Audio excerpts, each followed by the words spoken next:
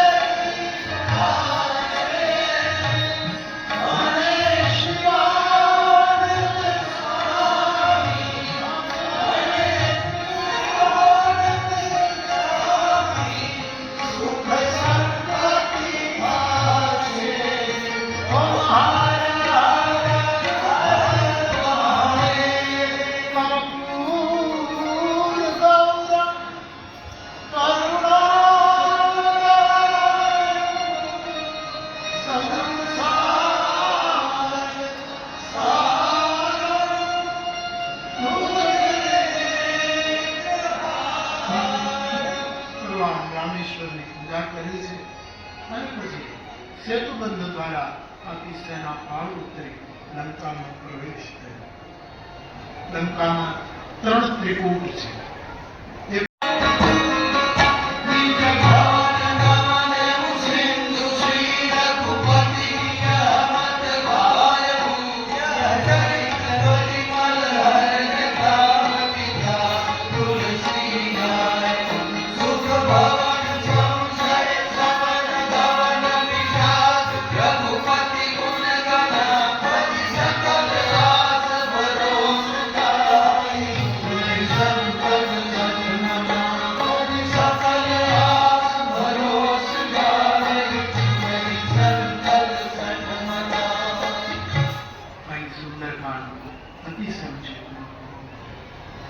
લંકા કાંડના આરંભમાં કાળ મહારાજનું વર્ણન છે.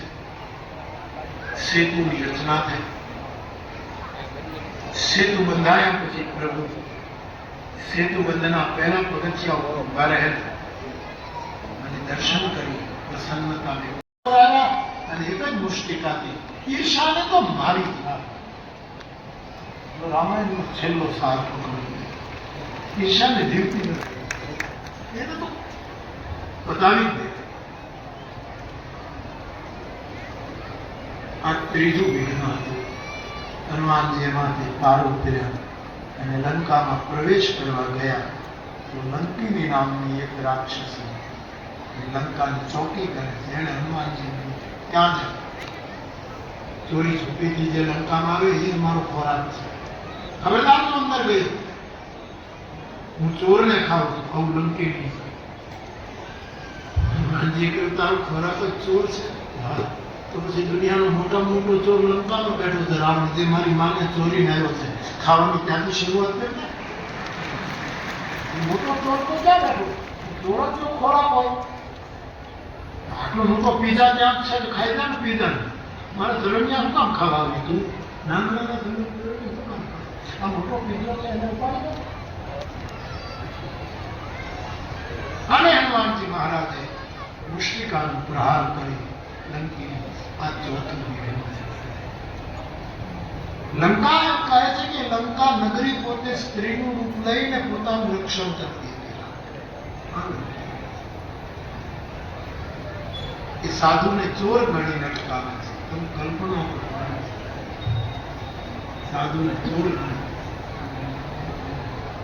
આ ચોથું વિઘ્ન. હનુમાનજી મહારાજ એમાં પાર લંકામાં ફરે છે. સીતાજી મળતા નથી. વિભીષણ મળ્યા, વિભીષણે યુક્તિ બતાવી અને હનુમાનજીમાં જાન આખરે લંકાનું પણ દહન કરી માનો ચૂડામણી લઈને હનુમાનજી આ કિનારે આવ્યા. મિત્રોએ જય જયકાર કર્યો. સુગ્રીવ પાસે ગયા. સુગ્રીવને બધા રામ પાસે આવ્યા અને જાંબુવંતે ભગવાન રામને હનુમંત કથાનું ચરિત્ર સંભળાવ્યું. રામ અને હનુમાન બેઠા કે હે હનુમાન, તારા ઋણમાંથી મારું રઘુકુળ કોઈ નથી. સીતાનો સંદેશો આપ્યો. હવે વિલંબ ન કરીએ, આખી સેના સમુદ્ર નીકળી ગઈ.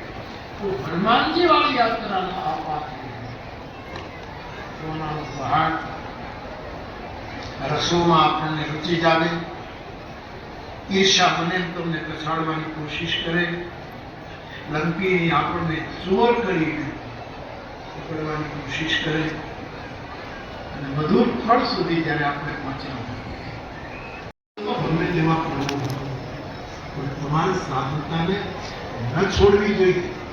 કારણ કોઈ પ્રશ્ન કહેશે કે તમે જુવાન છો, રૂપાળો છો, મારી દીકરી તમારી સાથે પરણાવી છે, લગ્ન કરી નાખશો. આવું દ્રષ્ટાંત અખંડાનંદ સરસ્વતી. સોનું પ્રલોભન છે ભક્તિની યાત્રા ભજન સુધી પણ. આ બાપુ તો સમર્થ ગુરુના આશ્રિત છે એટલે આ બધું સંભાળી શકે. આટલા કેટલા હજાર વૃક્ષો અને લીલુંછમ બધું કરે. પણ સાધુ માટે મારી વિનંતી એટલી ચોક્કસ કે સાધુએ કોઈ પણ એવા કાર્યો નહીં કરવા જેનો આપણા ભજનનો ભોગ આપે. સાધના છોડીને કંઈ નથી. અને સાધના બરાબર હશે તો આખો સમાજ આપણી સાથે જોડાશે અને મનમાં જે સંકલ્પ હશે એ શું પણ આ પ્રલોભનો છે ને આપણે ગુલામી દે. સામાજિક કાર્ય કરો, આ કરો, લોકો આપણને સમજાવે બાપુ તમારા સિવાય બીજું કોઈ નહીં કરે છે, તું કરીને પાડ.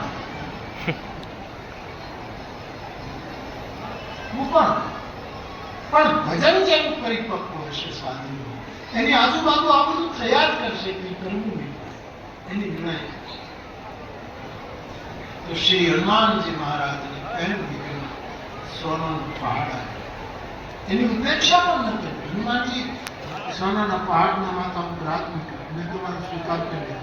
ત્યાં છે હનુમાનજી આપે ઘડિયા તો હાથ અડાડી દે પછી કહેવાય કે નહીં તમે રાખો બીજા રાખો. સાધુએ પોતા એટલે જે કંઈ આપણા વ્રતોનું ધ્યાન રાખે.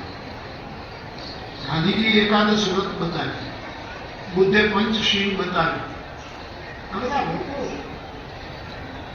જીવન વિખાય જાય. આ વિખાતા જીવનને બાંધવા માટે વ્રતો.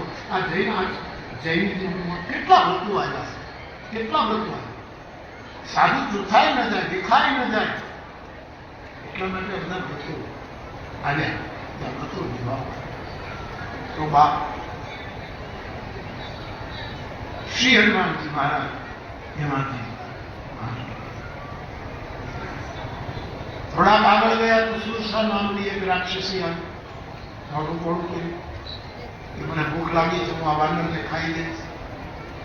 હનુમાનજી કહ્યું મને ખાવાથી તમારું પેટ ભરાતું હોય તો કોઈ વાંધો નહીં, મારો ઉપયોગ થશે.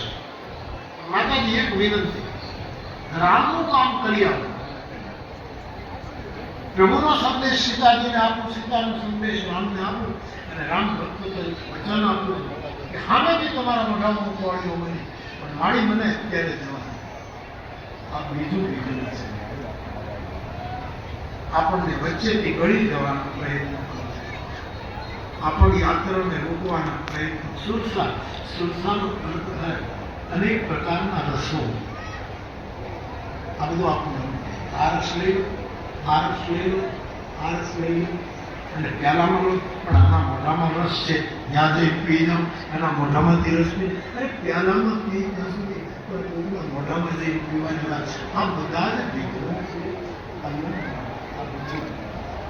હનુમાનજી બહાર નીકળી ગયા અને ત્રીજું વિઘ્ન આવ્યું. એક રાક્ષસી સમુદ્રમાં રહેતી જેનું નામ સિંહિકા છે.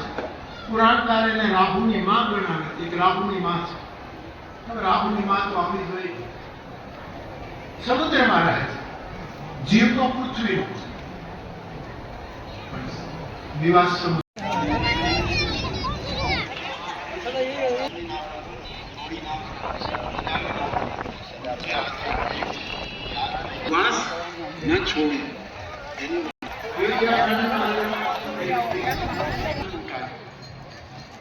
अनेक सभाओं જે વિધિ પ્રભુ પ્રસન્ન निकल जाओ बेन निकल जाओ हेलो निकल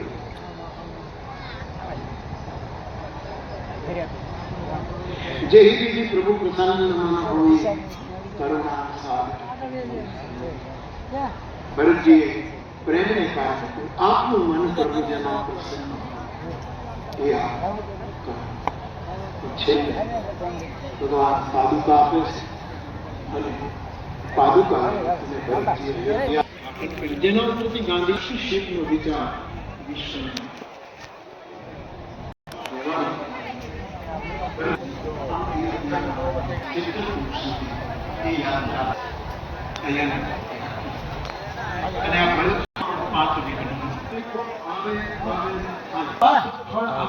આ વિશ્વાસ આજ 9મે દિવસે ફળ આપવાનું કે ભગવત કૃપાથી બધા પાખા હાલી ગયા અને કથા પૂરી થઈ ગઈ.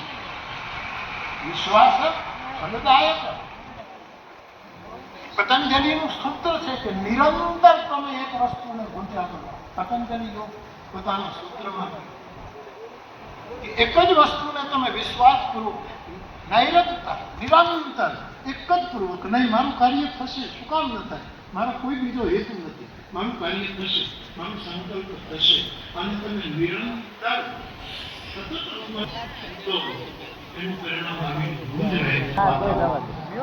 આમાં આગળ વહી જાય. હા અહીંયા તો જવા દે. જો પેદલ ગયા મારા તીર્થમાં ન દેખાય અને ભરતજી પદયાત્રા માતાઓ પાલખીમાં છે કે ભરતજી રથમાં નથી બેઠા એટલે સન્માન આખી અયોધ્યા નીચે ઉતરી ગઈ છે. રામના વિયોગમાં અને મહારાજના વિયોગમાં અયોધ્યાવાસીઓની શારીરિક તબિયત એટલી સારી નથી. આમાં કોઈ બીમાર હોય છે માં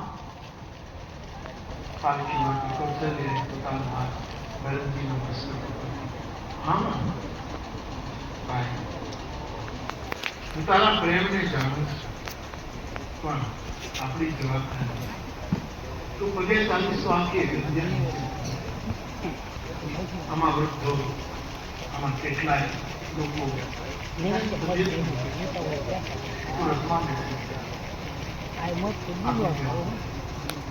પરિણામ આવ્યું કે માં કૌશલ્યાના કહેવાથી ભરતજી રથમાં બેસી ગયા અને તલરાજાના ચિત્રકૂટની યાત્રાનું પહેલું વિઘ્ન. આપણે કોઈ સત્કર્મનો આરંભ કરીએ આપણે નક્કી કરીએ કે મારે આમ કરવું આમ કરવું પણ આપણે જે વ્રત લીધું હોય એની લોકોને તો ખબર પડી જાય. આ ભરતજી પગે ચાલે છે બધાને ખબર પડી ગઈ એટલે બધા નીચે ઉતરી ગયા. ખબર ના પડી હોત તો વાંધો ના હોય પણ આપણે જે સંકલ્પ કરીએ કે મારે મારું કાર્ય પૂરું થાય ત્યાં સુધી મારે આમ કરવાનું એની જો સમાજને ખબર પડી જાય તો વિઘ્ન આવ્યા વગર રહેતું. વ્રત બને એટલું છૂટું રાખવું, નિયમ બને એટલું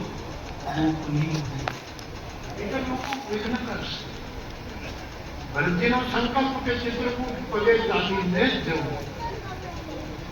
લોકો નીચે ઉતર્યા માને ખબર પડી પાણી કહ્યું પહેલું વિઘ્ન છે આપણે નક્કી કરેલા વ્રતમાં વિઘ્ન. પરંતુ વ્રત સાધુ છે જિંદગી નથી જડ નથી. એને મારે કારણે બધાને જો દુઃખ થતું હોય માં આટલી દુઃખી થતી હોય પહેલું વિઘ્ન આપણે નક્કી કરેલું નિયમ. બીજું ગંગાને કિનારે શૃંગવેરપુર ભરતજી પહોંચે કુહરાજા વીરો એને બધા ગેરસમજ થઈ કઈ નો દીકરો ચતુરંગીની સેના લઈ નીકળ્યો છે. રામને હેરાન કરવા જ નીકળે. નૌકાનો ગંગામાં ડૂબાડી આપણા અને રામ યાત્રાનું બીજું વિઘ્ન વચ્ચે આવેલો સમાજ આપો વિરોધ આપણા માટે ગેરસમજ કરે કે આ માણસ રામને મળવા નથી જતો આ તો નાટક કરે આ તો કોઈ બીજો હેતુ નહીં આવે. આવો વચ્ચે આવેલો સમાજ ગેરસમજ નરસિંહ મહેતાના સમયમાં બધા જ નરસિંહ મહેતાને માનતા હતા એવું નથી. વચ્ચે